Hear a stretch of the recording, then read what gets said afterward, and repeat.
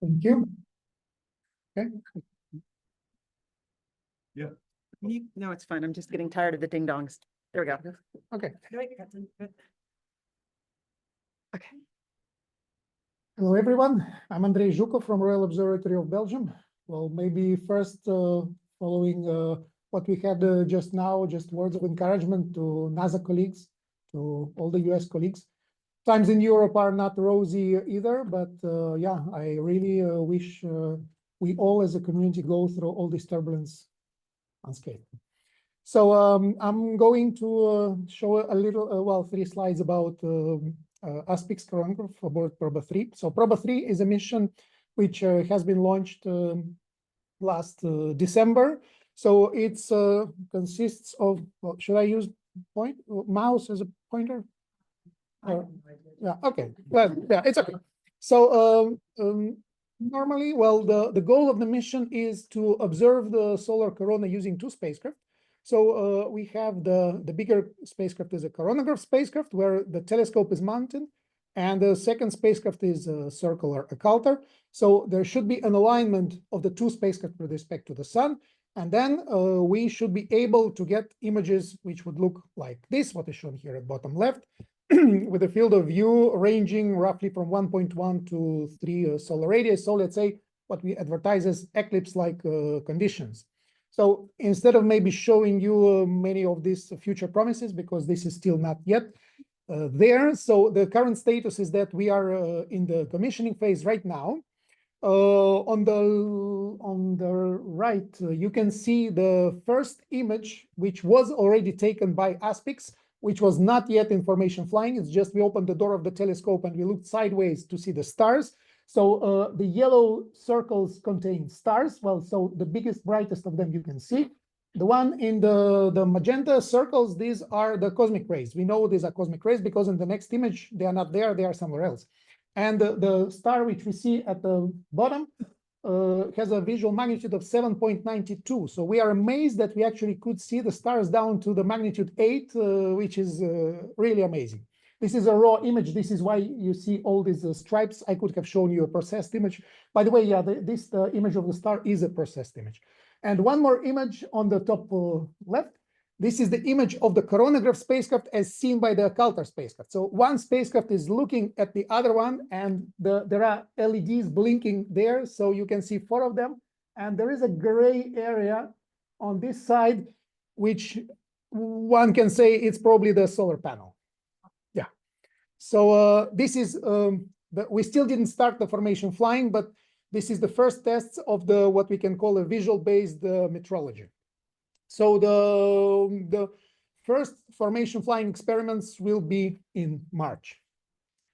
Yeah, so now what with PUNCH? Well, as we all heard from many speakers that PUNCH field of view is huge, so I had to zoom in to show the Aspix field of view right here with respect to the NIFI field of view.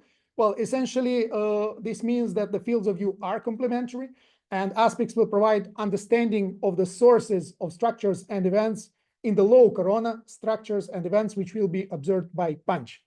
And I'm sorry, I have a 4th slide. It's a very special one.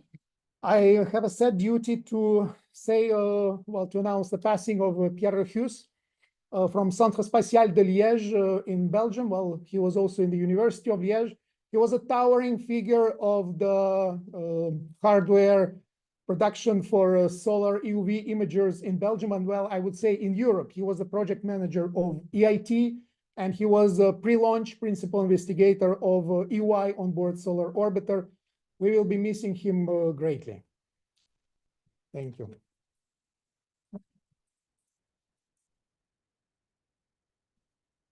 Next, we have PUNCH co-investigator Joan Burkpile, who will be talking about ground-based collaborations.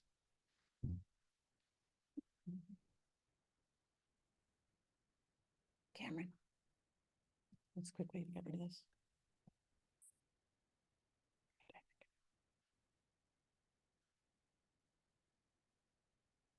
We can just go like it is. We don't need to do Yeah. that.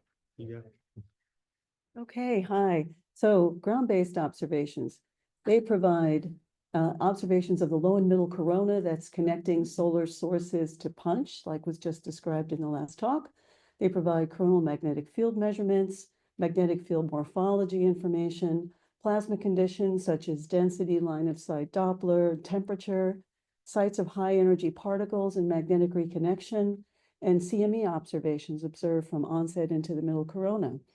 So these really provide critical information on things like coronal heating, solar wind formation, CME formation and dynamics, and sites of energetic particles. So here's some examples that are on the poster outside. There's more information on the poster. So I'm highlighting 3 types of observations. The radio data from the NJIT group, that's on the left. They take a variety of frequencies that sample different heights in the corona, providing information on the plasma, energetic particles, and magnetic reconnection sites. In the middle panel, there's data from Mauna Loa. This is the white light K coronagraph in UComp. UComp provides, of course, Doppler velocity, line width, MHD wave movies, density, plane of sky magnetic field, very important. In the bottom middle panel, we can connect solar wind structures back to the corona, tracking blobs seen in K-core out into the LASCO field of view out to Parker to show that the different types of streamers in the corona, pseudo streamers or helmet streamers, have different solar wind conditions and speeds. And then on the right, coronal magnetic field maps. These are really important. The top one is 5 Carrington rotations from UComp produced by Yang et al. In 2024. The middle panel is the plane of sky magnetic field from UComp. And then in the bottom right, the very first coronal magnetograph from CryoNurse, DKIST, from Tom Shad. So that's very exciting. And then finally, CMEs themselves, so dynamic structures. K-core views the low corona. It's almost the same field of view as the aspects on Proba 3. And then you can see changes in the fast CME morphologies that are indicative of shock formation. And then the radios can detect magnetic reconnection sites. You can connect data of CMEs from K-core all the way out to LASCO and Parker Solar Probe. The radio imaging provides brightness temperature, and you can track plasma dynamics of CMEs from Mauna Loa, including increased line widths showing turbulent flows. And then again, the radio data provide locations of accelerating electrons below the CMEs. Thank you. Excellent. Thanks very much. Next, we have Michael Kirk, who will introduce Sunset. Oh, sorry. Oh, pardon. I should use this one. All right. Hey, everyone. Super happy to be here today to talk to you a little bit about Sunset. One thing that I've always been annoyed with coronagraphs is that there's this little circle in the middle that gets blocked out. It'd be really nice to actually fill that in. And so that's what Sunset's doing. We are a CubeSat. Actually, there's many other COIs here in the audience. So we're a big team with a small satellite. 6U, we're launching probably sometime in 2026. If you know somebody on the TSIS 2 mission, please give them a kick so that we can actually launch in sometime soon. Our prime mission's 8 months with a sun-sync orbit. But the critical part is our field of view includes the sun, but also images out to 5.3 solar radiuses and in width, and then 4 in height. We can adjust that, of course, as we need to. Our exposure times are really where things get interesting. So let's show you a little bit of synthetic data. So this is approximately what Sunset will do. There'll be an inner sort of imager and then a deep exposures in the outer imager. This is all using a CMOS detector. And what we're trying to do, our scientific mission, is really to capture the CME acceleration phase. As CMEs are erupted off the surface, they go through an acceleration phase that isn't captured in the middle corona. And so this is a specifically middle corona targeted mission. How we're doing this is by using CMOS, we can sample pixels at different rates. So we can do some clever things like doing short little sample windows right on the solar disk while doing deeper exposures in the wings, the blue part being short exposures, and the red part being deeper exposures, and the exposure profiles there on the bottom. Happy to talk to you more about that at the poster. What it looks like, it's small. This is about the size of a can of soda. And it's a Ritchie-Chrétien telescope that is going to get you the sort of light scattering to be able to limit the light scattering in order for you to get the deep exposures that you need. So how does this all fit together? This is an approximation. We have Wi-Fi and then NIFI, and then how sunset fits in really nicely in between there. So I like to think of sunset as really the fifth punch telescope, the one that you forgot to put on your mission proposal. Thanks very much. Thanks. Next, we have Department of Energy, who will be talking about the HAO and how we can work together.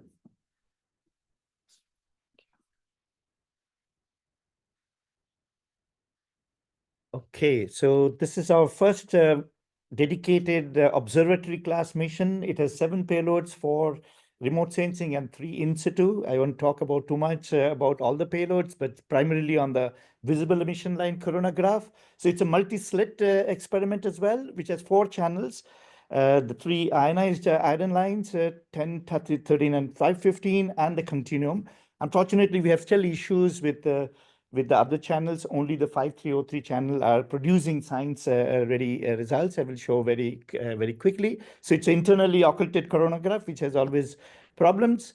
So the data I want to show how difficult these are. So you see the 5303 line, but you also see the 2 disk, absorption line, which is very useful for your velocity calibrations, and that's what we are doing. The data is now open. And if I just run through, you can see that there are a lot of dynamics you see even on a daily basis, but we are also trying to do some genetic algorithm line fitting routines, which will allow you to quickly give you the 5303 extracted parameters. So this is again, still some more processing, but as you can see here, this is quite promising in terms of the kind of structures you see in 5303. These are raster images. So you have all the information of the spectral, parameters. This is again the source regions of whatever you are seeing with punch. So I think coordinated observations with at least at this stage we can confirm the 5303 channel. We still have issues of these, different detectors. I hope we can correct all that. These are also a near UV full disk imager. This is again looking at 200 to 400 nanometer with the magnesium line particularly. And we are able to capture the very early stages of the evolution of prominence eruptions, the different, instabilities and so on. So I think there's a lot of promise in terms of the, finding out the source regions and then connecting with the punch. Thank you.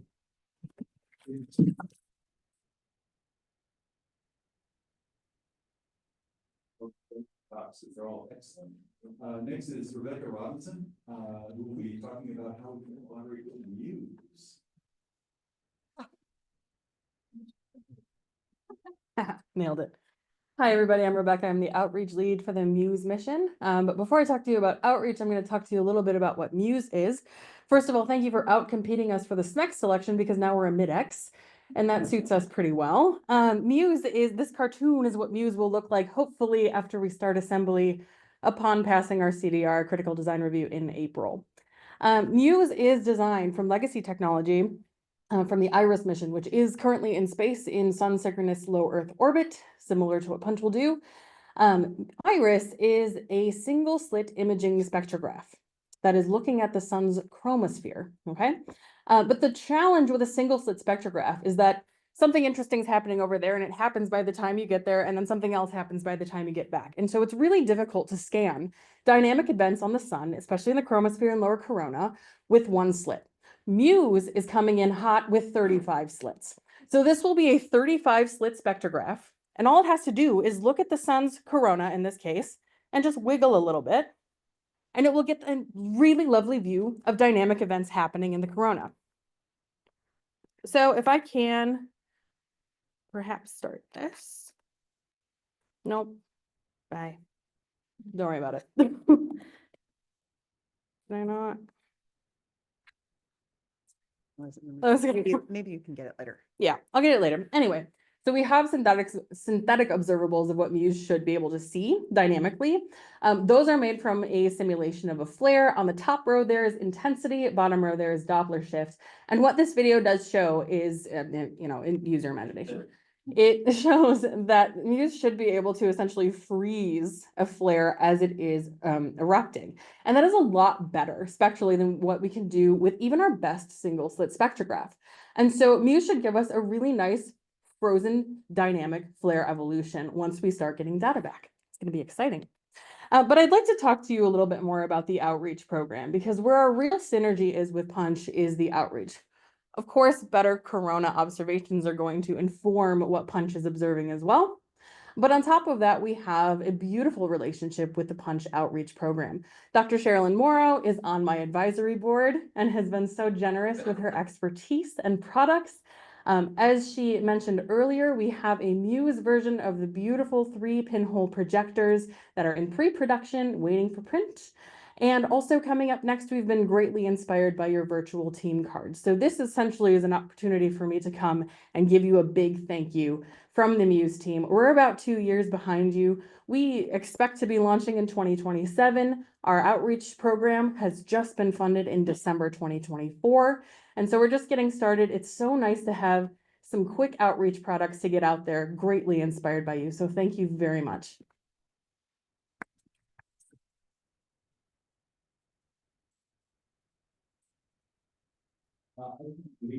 Snapshots of CME structures. Wow, it's going to be really great. So next we have Dr. Teresa. Thank you very much. Thank you very much to the PUNCH community and the team for inviting Solar Orbiter in these important moments. We are building memories together. So I'm Teresa Nieves. I'm the proud NASA Solar Orbiter project scientist for this collaboration with the European Space Agency. As I say, this is a joint mission led by European Space Agency with contribution of NASA. To investigate the heliosphere and the connection with the corona and with the sun, obviously. So this mission, as you very well know, was launched in 2020, right before the pandemic, right? So it's been in a cruise phase, nominal phase now, phase E, as we call it at NASA. And then it will be going around the sun in the orbit, that I will talk about the orbit right now. But let me first talk about the suite of instruments, probably the most comprehensive suite of scientific instrument payloads put in the space ever. So 10 suite of instruments, some of them are also part of, a suite of sub-instruments, and with the contribution from NASA, the US. So we have in the solar wind analyzer, we have the heavy ion sensor. In EPD and the energetic particle detector, we have the suprathermal ion sensor. We have NRL leading. You very well know Robin Colanino is also the PI of Solo High, and we have a SPICE also with Don Hasler that is here, that is connected also with PUNCH and is also leading another contribution from the US. In terms of with PUNCH. So in terms of the collaboration, in terms of the orbit, so we are going around the sun, and we are going very close to the sun, but not so close as Parker that is coming behind us. But something that is unique in this mission is also the kind of orbit going above of the ecliptic with high inclination. And in each of the orbits, we have 3 dedicated windows where every of these payloads and instrument team has to negotiate and collaborate to get resources for these activities. And talking about the orbits, and here on so right now, a few days ago, we have the Venus Gravity Assistance Maneuver that you can see the animation from our friends at ESA have developed, and where we were very close to the Venus at 300 kilometers above the Venus surface, and we got the energy enough to bring this satellite above the ecliptic at 17 degrees for now, for a few days, for a few months, sorry, for a few years, as you can see here, in the orbit description in the two layers here in the plots, you can see the radial distance and the inclination, and you can see after the yellow part that we are gonna go above the ecliptic. And stay aware, stay tuned, because in 2-3 months we will have this data available for everybody, and we will start to see the samples for first time ever. So these are the questions that we are focused, very aligned also with PUNCH, most of them variability from large scale structures, solar wind source, understanding the dynamo, and also energetic particles. And these are two examples of how we can use Solar Orbiter. When we talk about Solar Orbiter, we talk about collaboration and negotiation, two big tools that we have to use in diplomacy that we really need in these days. So these are two things that a way to demonstrate this collaboration. Solo High has been working with other instruments to put the pieces together to understand the third dimension of our heliosphere. And we hope with PUNCH we can bring more pieces to the puzzle. And then Paulette also here, I don't see, sorry, is cut, but Paulette has been developing also tools. Stop by her poster because it's really interesting to see how we are building tools to collaborate. And last comment, working groups. Solar Orbiter has been building, as you are doing, and I saw today, working groups, building community. And I'm eager to connect with Solar Orbiter or to serve as NASA project scientist of Solar Orbiter to connect PUNCH with the working groups at Solar Orbiter also. Thank you very much.